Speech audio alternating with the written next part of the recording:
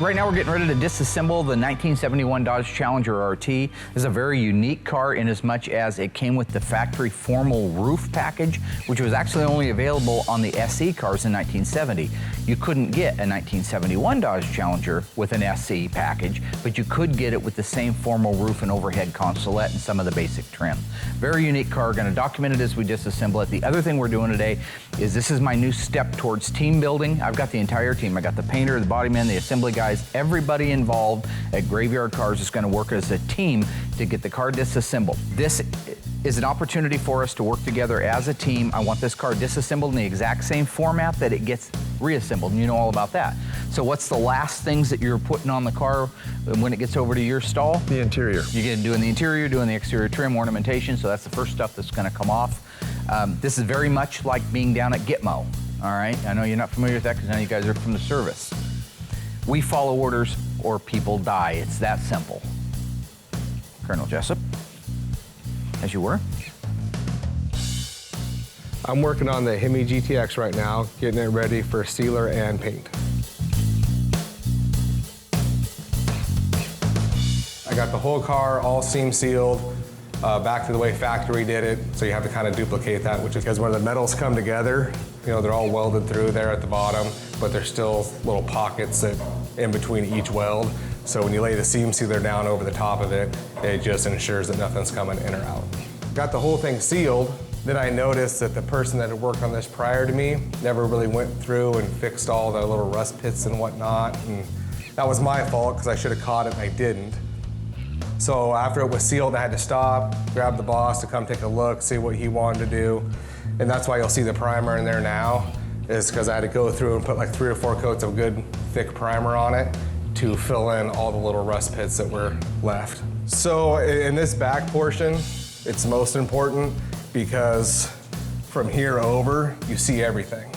Up here, you know, the carpet's over it, you don't see anything, but this being a convertible, this is all visual. So this part here particularly needs to look just as good as the outside of the car does.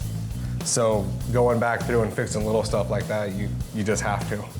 So now that the car's sealed and primered, we're gonna let it cure in the booth for a little while, and I'm gonna jump over and help Mark on the green Challenger. Right now we're getting ready to disassemble the 1971 Dodge Challenger RT. Well, we got some extra pieces in here, kids. We got a couple carburetors, we got an extra air cleaner, timing chain cover. Check out that beautiful HP left-hand exhaust manifold, huh? Now remember, 71 valve coverage uses the 3-nipple breather on it, and then they went back to the single nipple breather in 72, 3, and 4, and 70 is also a single. Okay. And the other thing you'll notice is this valve cover is almost identical except for this. This is 71 on up. On that bulge, huh? That bulge, yep. Okay. We got an original polyglass spare in there. Look at there. Oh, look at that. Isn't that beautiful? Yeah. Now that's cool. That's the original spare tire. They were factory Goodyear polyglass. Is it a 15 or a 14? This 71 should be a 15. Well, it depends. It could have got it either way. Remember, the cars were available with 14 and 15. There was no standard minimum tire on it. It's a 14, G70. So the car came with 14s. Interesting footnote here on the Mopars, the Cuda and the Challenger, the E-bodies. If it came from the factory, if that E-body came from the factory with a 15-inch wheel, you would have gotten mandatory a collapsible spare because there wasn't enough room in that small trunk of an E-body for a 15-inch full-size spare. So you would have got the collapsible, more compact spare. However, if you had 14-inch wheels, you would have gotten a standard 14-inch full-size spare, but you could have optionally ordered the collapsible spare. Did this car get repainted at any time, or is this car is an original FJ6 car, which is sassy grass green. What's interesting, the owner told me, he took it in for a repaint in the mid-70s, right? Takes it into your average half-wit body shop. Average half-wit body shop pulls up a code. Says, yep, that's it, paint it. They pulled up Sublime. This is FJ5. When you're talking about the Mopar colors, it can be a little bit confusing. For example, FJ5. In a Plymouth lineup, that's limelight green. The Dodge version would be sublime green. You go to the next darker shade, which is the FJ6, and you have sassy grass or go green. This car is a factory FJ6 go green car. The color was supposed to be darker than what the body shop put on it. The body shop just didn't know. They went, what does it matter? Let's paint it that color. Well, in reality, it's several shades lighter than the FJ6. Hi, is this Guy? I'm just doing a follow-up call on Guy Melita on his car. I understand that your dad was the one that bought it originally. Yeah, and my dad bought it when I was 9 years old, 1972. He bought the car. So Guy actually found his car at a gas station. Him and his dad and his sister were on their way to school, and they decided to stop and take a look at it, where his dad actually ended up purchasing it. His dad was a cop for 20 years for New York City Police Department. He had promised his dad that they were gonna restore it together. Well, then you know how it is, life kind of happens, you grow up, you get married, and then they had the big gas crisis. So they ended up parking it because gas was too expensive. And so then time just kind of passed. Guy's dad got really sick.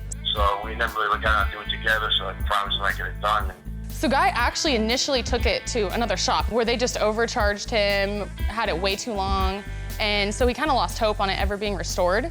Thank God I found great little cars and get it done for him.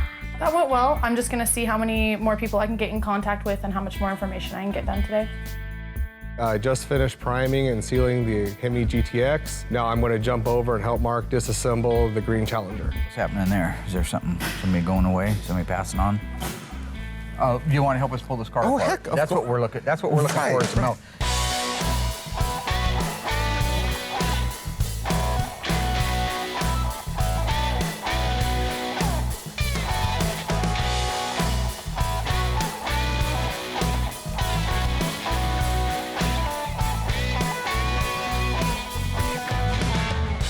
Basically, we got all the car disassembled. We got the interior out of it, the dash, the air conditioning system. We have all of the engine and transmission from the top side disconnected.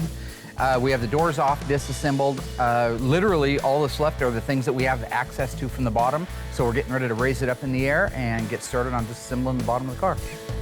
Okay, first thing we're gonna have to do is pop the wheels off at mid-height so we can disconnect the upper control arms. For me, my favorite aspect of this 71 Challenger RT is, and it's got to be the fact that it's a formal roof car. It's an A78 package car. See, in 1970, if you had an SE, it would have been an A47. The whole car would have been dressed up with SE, the special edition. Apparently, it wasn't very popular because in 71, you couldn't get the special edition, but you could still get the cool small back window. It used the formal headliner, and it had an overhead consolette. Everything that a SE would have had, except the trim panels and the rest of the SE call-out packages. So is this a rare car, Mark? You go like 138 with the SE formal package. Then you get sassy grass green. Quarter scoops, I think, are optional, but they may have been standard on 71s. It's down there. It's 50, 60, maybe, somewhere in that range.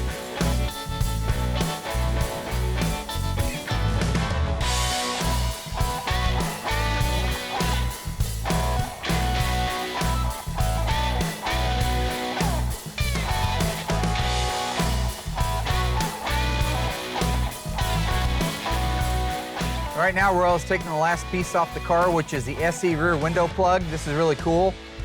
This is what makes it when you hear about an, even though this is a formal roof car, not an official SE, it's the same window plug that was used. When we take this fiberglass plug that holds this glass out of the car, this opening will be a regular Challenger opening. They didn't modify the original Challenger opening. They made a plug to go into it. So, kind of like the Superbird and the Daytona. You pick that your way? I think you will. Look at that. So see, now all of a sudden, you have a regular Challenger back window. This car's real rarity. They made a lot of 71 Challengers. I don't know what the exact count is on how many they made with the formal back window, but my guess is it's less than 100. When you got a car that's down in the lower demographics, like this one, probably in the 200 or 300, or maybe less, I haven't checked the number on how many came with a formal roof, but I know it's very low.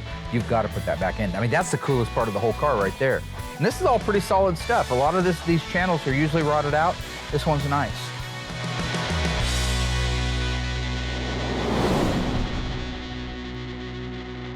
Hello ghouls, Mark Warman here, the Ice Tray from Graveyard Cars. If you enjoyed this video, be sure to like it, drop a comment down below, and subscribe to our channel. We have fantastic stuff coming up, and some of it you've never seen before.